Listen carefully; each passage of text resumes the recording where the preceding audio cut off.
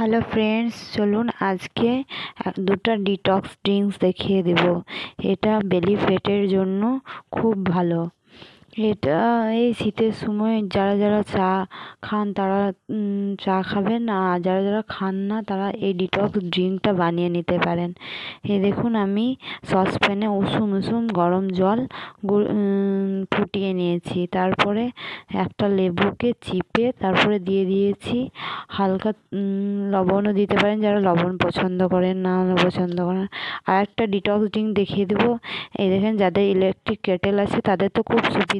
এই ইলেকট্রিক কেটেলে উষুম উষুম জলটাকে ফুটিয়ে নেবেন। তারপরে একটা জার, এরকম জার নেবেন, বোতলে ভালো লাগে ডিটক্স ড্রিঙ্ক খেতে। হালকা সুমসুম জলটা দিয়ে লেবুটাকে চিপে এই লেবুগুলো সমেত দিয়ে দিবেন। আর যদি বাড়িতে তুলসী পাতা বা পুদিনা পাতা থাকে দিয়ে দিবেন, হালকা লেবু দিয়ে দিবেন। দেখবেন এইটা বেলি ফ্যাটের জন্য খুবই উপকারী। প্লিজ আমার চ্যানেলটাকে লাইক, শেয়ার অ্যান্ড সাবস্ক্রাইব করবেন।